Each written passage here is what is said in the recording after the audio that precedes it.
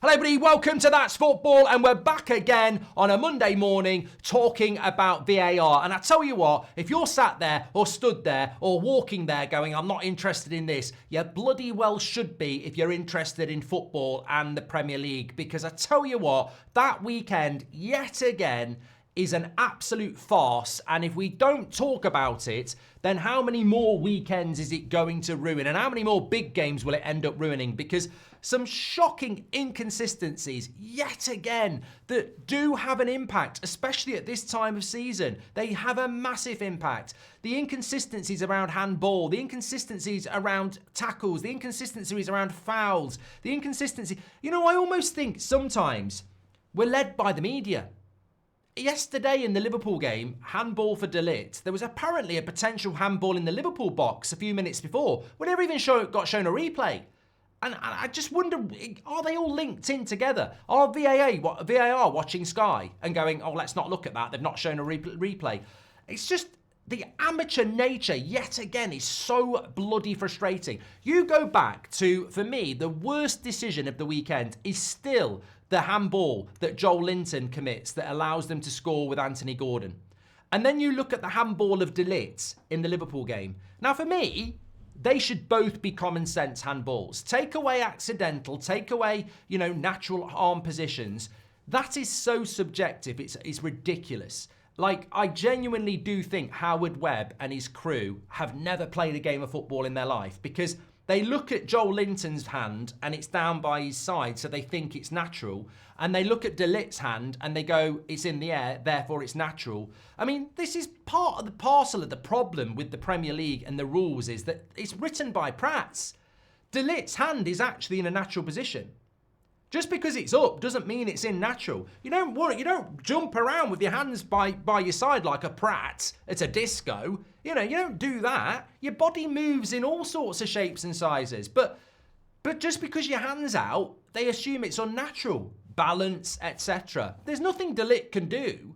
He hasn't deliberately gone hi to his parents or his girlfriend in Anfield. Like, his hand's up because it's a really natural reaction. I think it should be a penalty. I think it's unlucky. But I think the problem is that's the natural hand position. So technically, it probably shouldn't be a penalty, even though I would want it at the other end.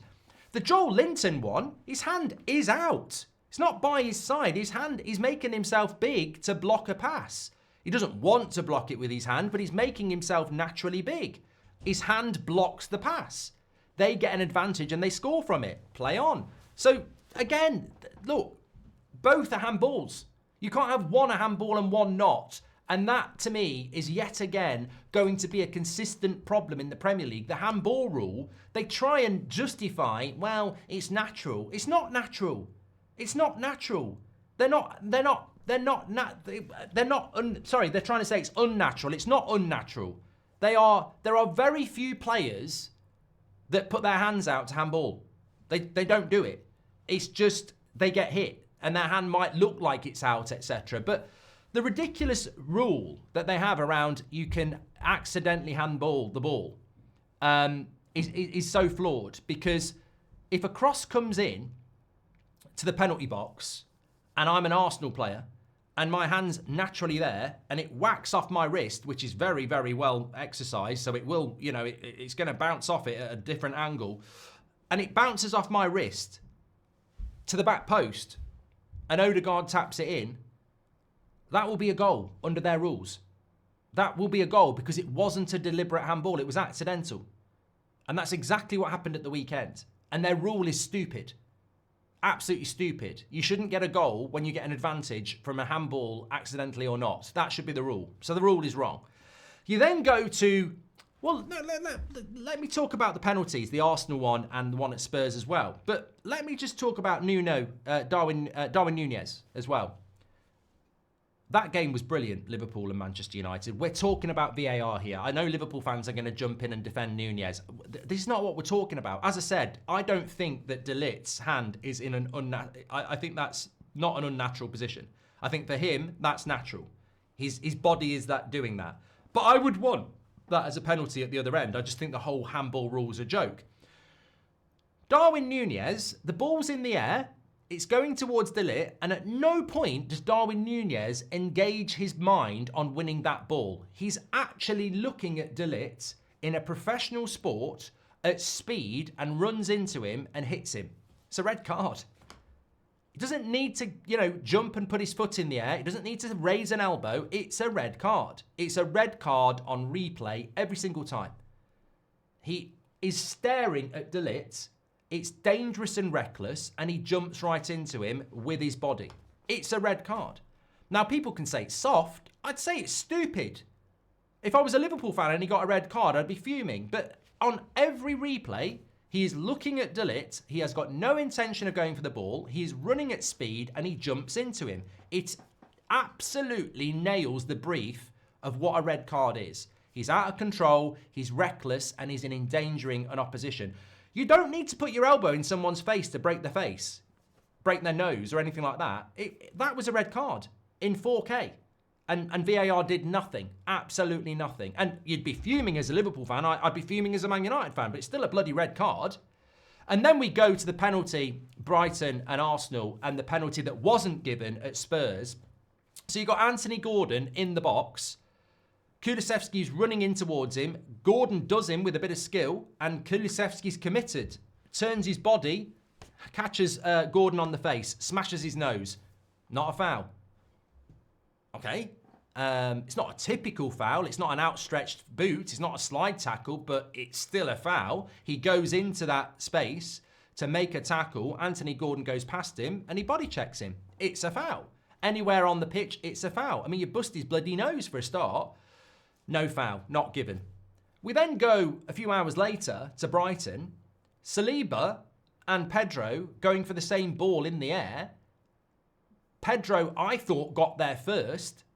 Apparently, Saliba gets a bit of the ball. Clash of heads, penalty. And I'm like, I again would want a penalty if I was a Brighton fan. I'm not even saying it's not a penalty. I'm not even saying it is a penalty. I'm saying it's one of those divisive ones. But when you look at what went on a few hours before, what's Anthony Taylor and VAR doing when that game's on? I'm not a bloody Spurs fan and I'm not an Arsenal fan, but I watch both games. What are they doing? Going for a bloody walk? Doing their shopping? Do they not watch the same incidents in the same league on the same day? Because you can't not give a penalty on Anthony Gordon and then give a penalty to Pedro in the Arsenal game. And it's inconsistencies in the same league where the same teams are getting inconsistent decisions that is just still baffling. It's baffling to me. Handball rule is just unfathomable. And then you've got two penalty decisions where one gets given and one doesn't, and one's more of a penalty than the other. But the big problem again with that is that the on-field referee doesn't give a penalty on Anthony Gordon and VAR just live up the arse of the on-field referee. And then in the Arsenal game, Anthony Taylor gives it and VAR won't change their mind. And this goes back to the same problem of the last couple of years. Basically, we're still in the hands of incompetent referees on the pitch who can't see everything.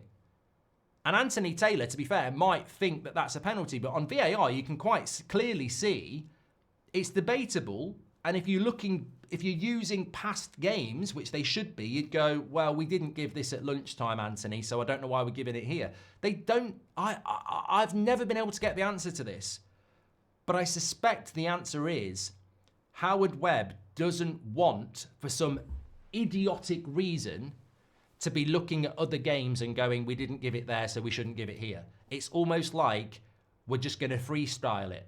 You referee that game how you want to. We're not looking for consistency. And we're back in this position again where, Arsenal could have closed the points gap on Liverpool to 2 points. Man United could have beat Liverpool if Núñez had been sent off. And these decisions do make an impact. They're in no way, shape or form a shot at Spurs or Liverpool or Newcastle, because it could be happening to you next week. But it's creeping back in again, isn't it? I think with Christmas, there's so many games, you lose track of the bad decisions. But once it goes back to one game a week again, you really do start to see just how bad the officiating is. And there's probably a load more that I've missed from the weekend as well. Anyway, get your comments in. I've just had enough of it. It's so frustrating. It's such a good league. I really enjoy it. And I'm watching it and I'm going, you know, all we want as fans is to be part of the conversation. You just want to put your hand up and go, I know the answer.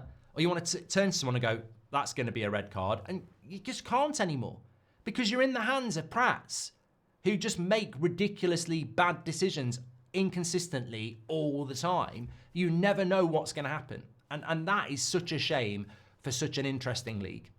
Get your comments in below, smash a like on the video. I'll speak to you on the next one.